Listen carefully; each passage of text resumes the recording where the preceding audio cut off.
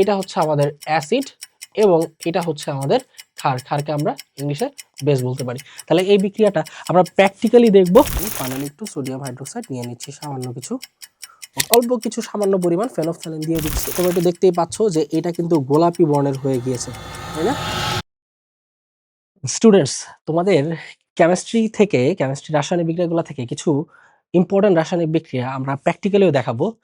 তো তোমাদের দেখো, অ্যাসিড ক্ষার প্রশমন বিক্রিয়া এটা একটা ইম্পর্টেন্ট টাইপ তোমাদের রাসায়নিক বিক্রিয়াগুলোর মধ্যে। যেমন তোমরা জানো যে অ্যাসিড ক্ষার প্রশমন বিক্রিয়া কি হয়।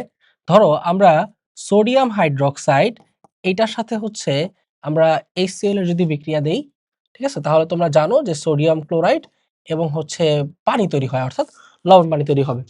ওকে, এগেইন ধরো আমি যদি আরেকটা ক্ষার নিই, ধরো সোডিয়াম কার্বনেট, এইটার সাথে যদি আমি HCl এর বিক্রিয়া দেই ধরো, ঠিক আছে, তাহলে কি উৎপন্ন হবে? এখান থেকেও হচ্ছে সোডিয়াম ক্লোরাইড উৎপন্ন হবে, দেন পানি, এবং তোমরা জানো যে কার্বনেট থাকলে কার্বন ডাইঅক্সাইড উৎপন্ন হয়, তাই না? অর্থাৎ এখানে এইটা হচ্ছে আমাদের, দেখো খেয়াল করলে দেখা যাচ্ছে কি এই জিনিসটা, এটা হচ্ছে আমাদের অ্যাসিড এবং এটা হচ্ছে আমাদের ক্ষার। ক্ষারকে আমরা ইংলিশে বেস বলতে পারি। তাহলে এই বিক্রিয়াটা আমরা প্র্যাকটিক্যালি দেখব।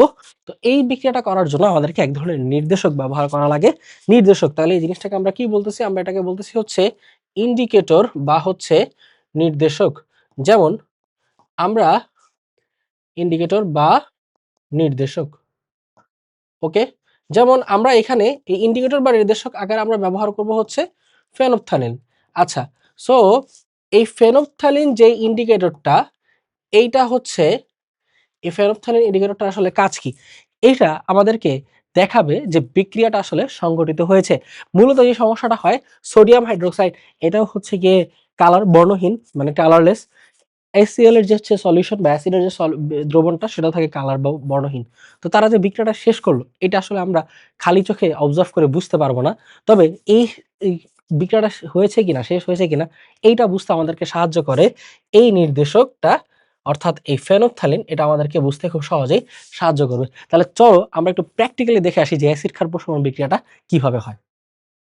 আমাদের কাছে আছে সোডিয়াম হাইড্রোক্সাইডের একটা দ্রবণ, ঠিক আছে। তো আমি একটু সোডিয়াম হাইড্রোক্সাইড নিয়ে নিচ্ছি আমাদের এই ফানেলে, বিকার থেকে আমি ফানেলে একটু সোডিয়াম হাইড্রোক্সাইড নিয়ে নিচ্ছি, সামান্য কিছু। ওকে, সোডিয়াম হাইড্রোক্সাইড এখানে আমাদের আছে। এখন আসো, এইটা হচ্ছে সেই ফেনফথ্যালিন নির্দেশক যেটার কথা আমি তোমাদেরকে বলেছিলাম। এই নির্দেশকটার কাজ হচ্ছে, এই নির্দেশকটা ক্ষারীয় মাধ্যম, অর্থাৎ সোডিয়াম হাইড্রোক্সাইডে এটার কালারটা থাকবে হচ্ছে গোলাপি ফেনফথ্যালিনের।